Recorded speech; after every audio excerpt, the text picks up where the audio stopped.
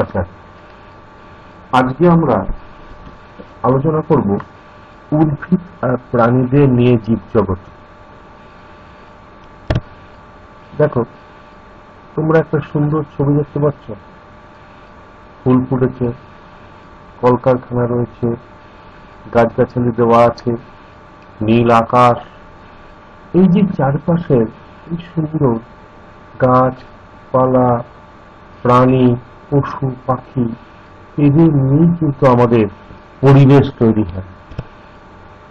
দেখো, আর একটা জলাভূমির পরিবেশ, সেখানে গাছ রয়েছে, ঘাস রয়েছে, বক ঘুরে বেড়াচ্ছে, এক জল বইছে চারিপাশে আমাদের। এই সব বাড়ি ঘর দোর, উদ্ভিদ, প্রাণী, ছোট প্রাণী, বড় প্রাণী, আকাশ, মেঘ, সূর্য, চন্দ্র, এই সবগুলো নিয়ে কিন্তু আমাদের পরিবেশ তৈরি হয়।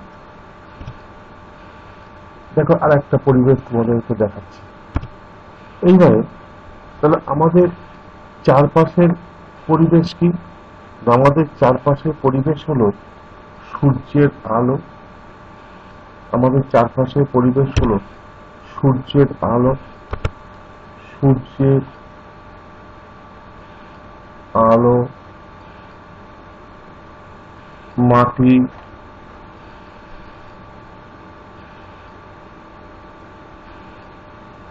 জল, বাতাস, গাছ পালা, পশু পাখি ইত্যাদি।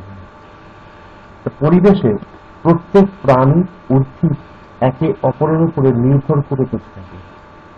প্রাণী এরা নির্ভর করে থাকে উদ্ভিদের উপরে, আবার উদ্ভিদও কিন্তু নির্ভর করে থাকে প্রাণীর উপরে।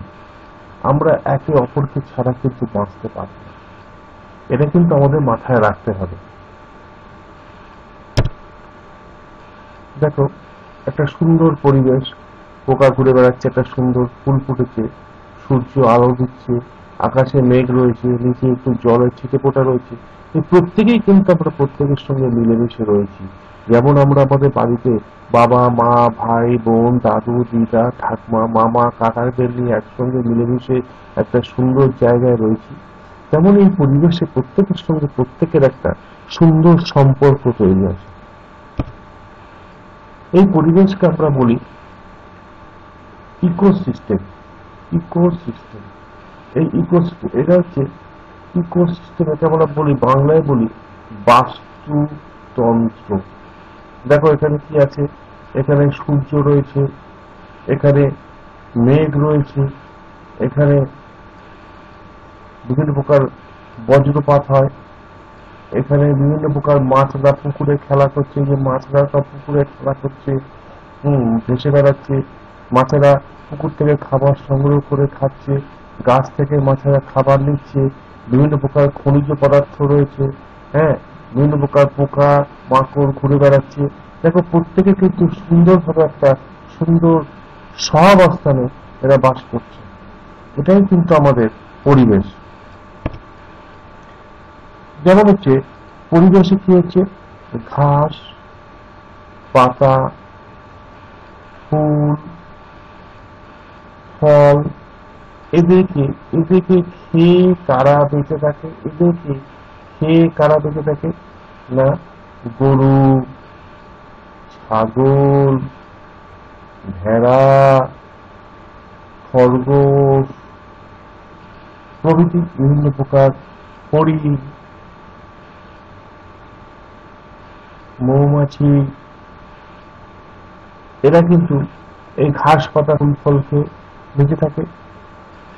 আবার এই গরু ছাগল ভেড়া খরগোশ, এদেরকে কে খেয়ে বেঁচে থাকে? এদেরকে কারা খায়?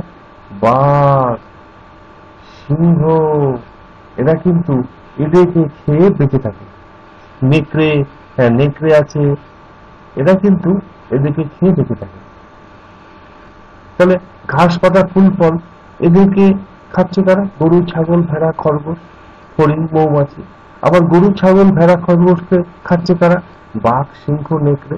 তাহলে দেখছো যে বাঘ, সিংহ কিন্তু গরু, ছাগলের উপরে নির্ভরশীল, গরু, ছাগল আবার ঘাস পাতার উপরে নির্ভরশীল বেঁচে থাকার জন্য। তাহলে পরিবেশ একে অপরের উপরে কিন্তু নির্ভর করে থাকতে হয়। আমরা যারা মানুষ আছি, আমরা কিন্তু সব খাই। কিরকম খাই? আমরা যেমন বিভিন্ন শাক, সবজি, ফল মূল খাচ্ছি, তেমনি আমরা আমরা বিভিন্ন ধরনের মাছ খাচ্ছি, আমরা ডিম খাচ্ছি, আমরা মাংস খাচ্ছি। তাহলে আমাদেরকে যেমন উদ্ভিদের দরকার, আমাদের তেমন প্রাণীদেরও দরকার। তাহলে মানুষের দরকার সবাইকে। সবাই সবাইকে যদি আমরা নিজের মতো করে না পেতে পারি, আমরা পরিবেশে বাঁচতে পারবো না। সবাইকে আমাদের ভালোবাসতে হবে, প্রত্যেকের সুবিধা অসুবিধা কিন্তু আমাদের মনে রাখতে হবে।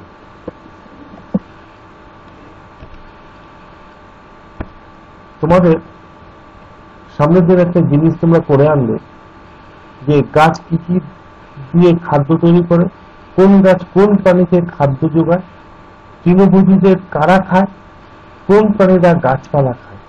তোমাদের বাড়ির বা তোমার গ্রামের আশেপাশে এই জিনিসটা তোমরা কিন্তু ভালো করে লক্ষ্য রাখবে। লক্ষ্য রেখে তোমরা সুন্দর করে আমি যেগুলো বললাম তোমরা নিজেরা পর্যবেক্ষণ করে কিন্তু লিখে আনবে। দেখবে তোমাদের পরিবেশ সম্বন্ধে একটা সুন্দর ধারণা তৈরি হয়ে যাবে।